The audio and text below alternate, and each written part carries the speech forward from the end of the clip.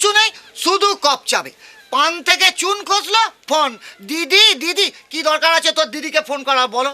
যাকে ভাইটাকে পাঠিয়ে দিস। এই একটা মাকে ফোন করে। কে মা, কি করছো? ঘুমাচ্ছ? আরে ওটো ওটো, টিভি চালাও, আমার দেখাচ্ছে। হ্যাঁ রাখছি, চলো। কি দরকার তোর এই সব ঝামেলার সঙ্গে নিজেকে জড়িয়ে? কি দরকার তোর রাত পাহারা দেবার? নিজে তো যাচ্ছই, সঙ্গে আবার ভাইটাকেও নিয়ে যাচ্ছ। আরে বাবা, শুনলে না, পাহারা না দিলে জরিমানা হবে। ঘরে পোয়াতি বউ সে খেয়াল আছে? বাড়িতে থাকলে তো বউটার একটু ভালো মন্দ দেখভালও করতে পারিস। আমি কি সারাক্ষণ বইয়ের আঁচল ধরে থাকবো নাকি? দরকার হলে একটা হাঁক পারলেই তো হয়। পোয়াতি বলেই তো ঝামেলা। এই তোমার কথা মতো যদি জমিটা দিয়ে দিই, ওই বউ বাচ্চাকে খাওয়াবো কি? সাবো, খেতে দে।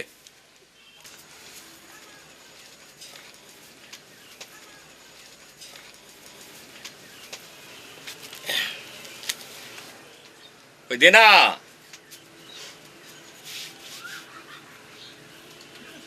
শুধু মুড়ি? ঘরে আর কিছু নেই। বাতাসা ফুরিয়ে গেছে। দুটো কাঁচা লঙ্কা দে তাহলে।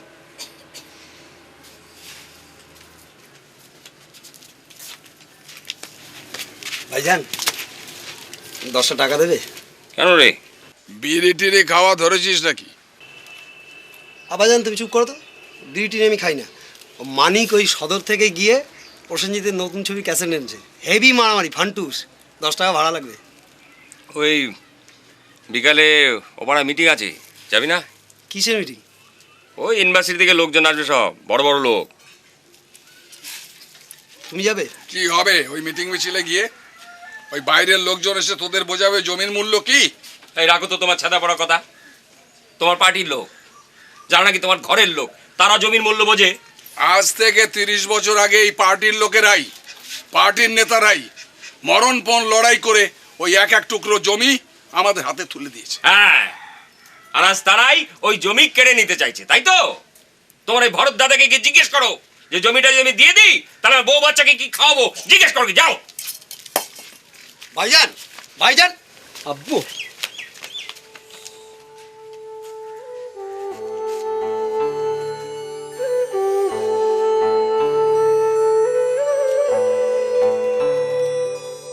কি করে এদের বোঝাবো যে এক টুকরো জমির ওপর কতকাল এতগুলো মানুষের চলবে? আব্বু চা। বৌমা, ছেলেটারে একটু বোঝাও, এরা লোক ভালো না। কলকাতা থেকে আসা লোকদের আমাদের জমি নিয়ে এত মাথা ব্যথা কেন? ওই যে কলেজের ছেলেরা, তারা এসে দিনরাত আমাদের ছেলেপুলেদের মাথায় কি সব ঢোকাচ্ছে। ভালো না, ভালো না, ভালো না।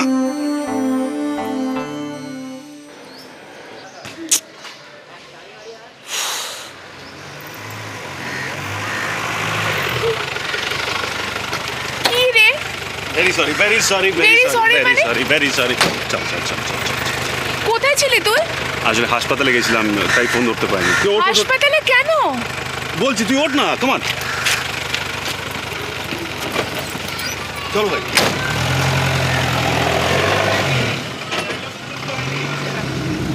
বেগুলি কেন এত? দেবজিৎকে মনে আছে তো?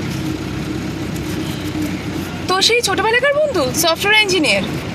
ওকে হাসপাতালে ভর্তি করে আসলো, কিডনি ফেলিয়ার। সে কি, কেন? Is in a bad shape. ওদের সফটওয়্যার কোম্পানি যেই বিদেশি ব্যাংকের জন্য কাজকর্ম দেখতো, সেই ব্যাংকটাও দেউলিয়া হয়ে গেছে। মাইনে পায়নি কমাস। Really pathetic. আরে গত শনিবার মেডিকেল ইন্স্যুরেন্সের প্রিমিয়াম দেওয়ার ছিল, দিতে পারেনি। আজ এই অবস্থা। এখন তো মিনিমাম 1,00,000-2 লাখ টাকার খরচা আছে। শরীরের এই অবস্থা, চিকিৎসার জন্য টাকা জোগাড় করতে পারবে কিনা সেটাও বুঝতে পারছি না। কি সাংঘাতিক বাস্তব, তাই না? চকচকে গাড়ি, ঝকঝকে স্বপ্ন, বেনেটনের জিন্স, রিবকের শুজ, বিগ আমেরিকান ড্রিম, ব্যাস সব এত তাড়াতাড়ি এত সহজে ধসে গেল।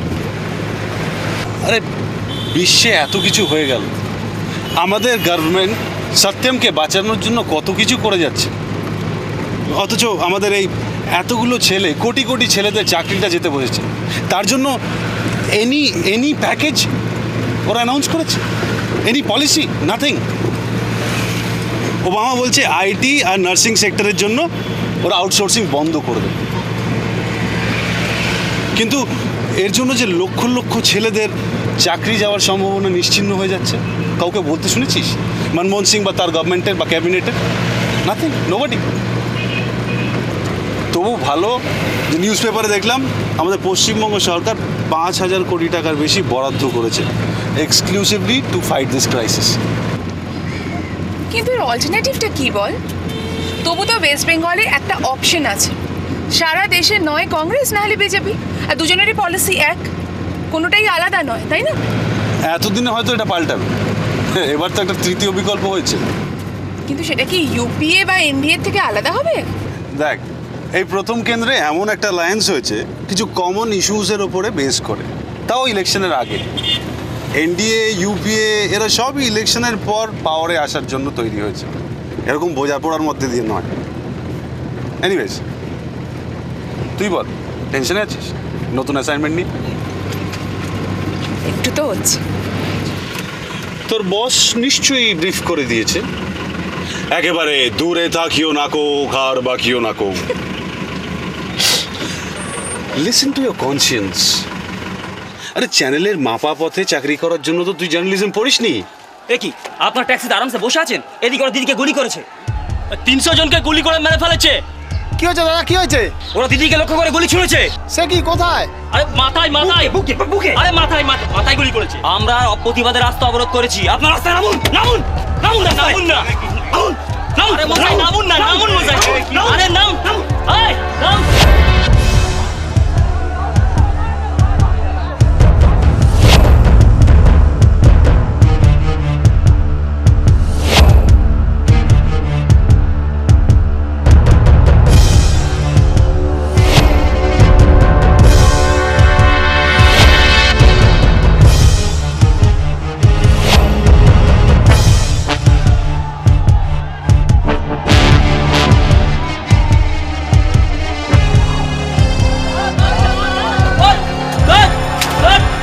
দাঁড়া দাঁড়া, প্যানিক করিস না, এসব আগে ঘটেছে। দিদিকে গুলি ছড়েছে বলে গুজব রটিয়ে এসব বাস ভাঙচুর অনেক হয়েছে, রিল্যাক্স।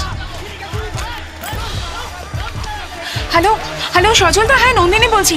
সজলদা, আমি আটকে গেছি টালিগঞ্জে। হ্যাঁ হ্যাঁ, এখানেও আরে বাস পুড়ছে, ভাঙচুর হচ্ছে। গুজব? গুলি টুলি কিচ্ছু লাগেনি, মিডিয়াকে সঙ্গে না নিয়ে উনি গ্রামের রাস্তা দিয়ে যাচ্ছিলেন। সে কি, যে মহিলা মিডিয়া ছাড়া এক পা নড়েন না, সে নাকি মিডিয়া নেননি? ঠিক এরকম হলো এক্স্যাক্টলি। এখন একটা গুলির শেল দেখে উনি বলছেন যে ওনাকে উদ্দেশ্য করে ওই গুলিটা ছোড়া হয়েছিল। That's absurd. গুলি ছুটলে সেই গুলিটা